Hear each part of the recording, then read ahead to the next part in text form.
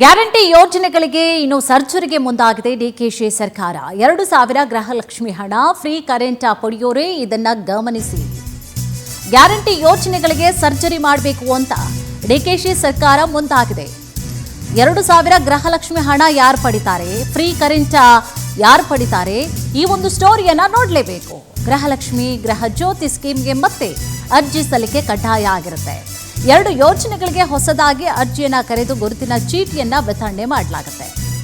PDO, ಗ್ರಾಮ ಲೆಕ್ಕಿಗ, ವಿವಿಧ ಇಲಾಖೆಯ ಸಿಬ್ಬಂದಿ ಮೂಲಕವಾಗಿ ಅರ್ಜಿಯನ್ನ ಹಾಕಬೇಕು.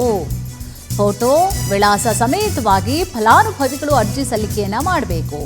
ಗೃಹಲಕ್ಷ್ಮಿ ಗೃಹ ಜ್ಯೋತಿ ಸ್ಕೀಮ್ ದುರ್ಬಳಕೆಯನ್ನ ತಡೆಯಲು ಸರ್ಕಾರ ಕ್ರಮವನ್ನು ತೆಗೆದುಕೊಂಡಿದೆ. ಗ್ಯಾರಂಟಿ ಸ್ಥಗಿತ ಇಲ್ಲ, ಆದರೆ ಗೃಹಲಕ್ಷ್ಮಿ ಗೃಹ ಜ್ಯೋತಿಗೆ ಹೊಸ ಅರ್ಜಿಯನ್ನ ಹಾಕಬೇಕು. 100 ಕೋಟಿ ಹಣ ಇನ್ನು ಮೃತಪಟ್ಟವರು ಅನುಮಾನಾಸ್ಪದ ಖಾತೆಗೆ ಹೋಗ್ತಾ ಇತ್ತು. ಹೀಗಾಗಿ ಗೃಹ ಜ್ಯೋತಿ ಗೃಹಲಕ್ಷ್ಮಿ ಯೋಜನೆಗಳಿಗೆ ಸರ್ಕಾರ ಈ ರೀತಿಯಾಗಿ ಪರಿಷ್ಕರಣೆ ಮಾಡಿದೆ. ಈ ಸಂಬಂಧವಾಗಿಯೂ ಕೂಡ ಡಿಕೆ ಶಿವಕುಮಾರ್ ಅವರು ಪ್ರತಿಕ್ರಿಯೆ ಕೊಟ್ಟಿದ್ದಾರೆ. ಈಗ 0 ಬಿಲ್ ಕೊಡ್ತಾ ಇದ್ದೇವೆ, ಸಣ್ಣ ಚೀಟಿಯನ್ನ ನೀಡ್ತೇವೆ. ಕೆಲವರು ಅಂಗಡಿ ಮನೆಗಳಿಗೂ ಕೂಡ ಗೃಹ ಜ್ಯೋತಿಯನ್ನ ಪಡೆದುಕೊಳ್ತಾ ಇದ್ದಾರೆ. ನಾವು ಕೊಡೋದು ವಾಸಕ್ಕೆ ಮಾತ್ರ, ಬಿಸ್ನೆಸ್ಗೆ ಫ್ರೀ ಕರೆಂಟ್ ಇಲ್ಲ. ಕೆಲವು ದಿನಗಳಲ್ಲಿ ಗೃಹ ಜ್ಯೋತಿಗೂ ಅರ್ಜಿಯನ್ನ ಕೊಡಲಾಗುತ್ತೆ. ಅಪ್ಲಿಕೇಶನ್ ಜೊತೆ ಫೋಟೋ ದಾಖಲೆಯನ್ನ ನೀಡಬೇಕಾಗುತ್ತೆ. ಹೀಗಂತ ಬೆಂಗಳೂರಿನಲ್ಲಿ ಮುಖ್ಯಮಂತ್ರಿ ಡಿಕೆ ಶಿವಕುಮಾರ್ ಅವರು ಹೇಳಿಕೆ ನೀಡಿದರು. ಇಲ್ಲ, ಬಟ್ ಅವ್ರು ಕರೆಕ್ಟ್ ಮಾಹಿತಿಯನ್ನು ಅವರು ಕೊಡಬೇಕು. ಯಾವ ಬ್ಯಾಂಕಲ್ಲಿ ತೆಗೆದುಕೊಳ್ತಾ ಇದ್ದೀವಿ, ನಮ್ಮ ಕರ್ನಾಟಕದ ಬ್ಯಾಂಕ್ ಹೋಗ್ತಾ ಇದೆಯಾ, ಹೊರಗಡೆ ರಾಜ್ಯಕ್ಕೆ ಹಣ ಹೋಗ್ತಾ ಇದೆಯಾ, ಇಲ್ಲ ಅವ್ರು ಏನಾದ್ರು ಈ ಪೋಜಿ ಸ್ಕೀಮ್ಗಳಲ್ಲಿ ಯಾರಾದ್ರೂ ಸಣ್ಣ ಲಂಚಕ್ಕೋ ಇಲ್ಲ ಅಂದ್ರೆ ಯಾವ್ದಾದ್ರು ಒಂದು ಸಾಲ ತೆಗೆದುಕೊಂಡಕ್ಕೋ ಇಲ್ಲ ಯಾವ್ದಾದ್ರು ಒಂದು ಸ್ಕೀಮ್ಗೋ ಆ ದುಡ್ಡು ಹೋಗ್ತಾ ಇದೆಯಾ ಅನ್ನೋದೆಲ್ಲ ಕೂಡ ನಮಗೆ ಮಾಹಿತಿ ಬೇಕಾಗ್ತದೆ. ಯಾಕೆಂದ್ರೆ ಅವರು ಬದುಕಲಿ ಅಂತೇಳಿ ಆರ್ಥಿಕವಾದಂಥ ಶಕ್ತಿ ಸಿಗಬೇಕು, ಅವ್ರಿಗೆ ಕುಟುಂಬಕ್ಕೆ ಅನುಕೂಲ ಆಗಬೇಕು ಅಂತೇಳಿ ನಾವು ಈ ಗೃಹಲಕ್ಷ್ಮಿ ಕೊಡ್ತಾ ಇದ್ದೀವಿ. ಗೃಹ ಜ್ಯೋತಿಗೂ ಕೂಡ ಅವರು ಅರ್ಜಿಯನ್ನ ಕೊಡಬೇಕು. 1,64,000 ಜನ ಯಾರು ಮನೆಯಲ್ಲಿದ್ದಾರೆ ಅವರಿಗೆಲ್ಲ ಕೊಡ್ತಾ ಇದ್ದೀವಿ. ಅವರು ಕೂಡ ಒಬ್ಬೊಬ್ರು 5. ಇದೇ ವಿಚಾರಕ್ಕೆ ಸಂಬಂಧಪಟ್ಟ ಹಾಗೆ ಹೆಚ್ಚಿನ ಡೀಟೇಲ್ಸ್ ಅನ್ನ ಕೂಡ ನೀಡ್ತಾ ಹೋಗ್ತಾರೆ ನಮ್ಮ ಪ್ರತಿನಿಧಿ ರೂಪೇಶ್. ರೂಪೇಶ್,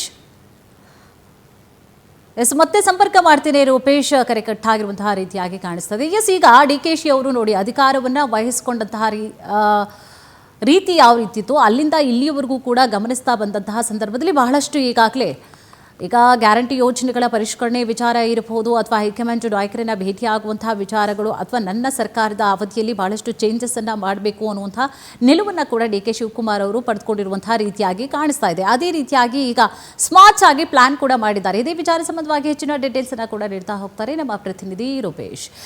ರೂಪೇಶ್, ಈಗ ಡಿಕೆಶಿ ಅವರು ಈ ಒಂದು ಸ್ಮಾರ್ಟ್ ಕಾರ್ಡ್ ಪ್ಲಾನ್ ಅನ್ನ ಹಾಕೊಳ್ಳಿಕ್ಕೆ ಕಾರಣ ಆದ್ರೂ ಏನೋ, ಬಹಳಷ್ಟು ಜನರಿಗೂ ಕೂಡ ಒಂದು ಗೊಂದಲ ಆಗುತ್ತೆ. ಗೃಹಲಕ್ಷ್ಮಿ ಗೃಹ ಜ್ಯೋತಿ ಹಣ ಬರೋದಿಲ್ವಾ, ಯಾವ ರೀತಿಯಾಗಿ ಅಪ್ಲಿಕೇಶನ್ ಅನ್ನು ಹಾಕೊಳ್ಬೇಕು, ಹೇಗೆ ಏನು ಎತ್ತ ಅಂತ ಹೇಳಿ.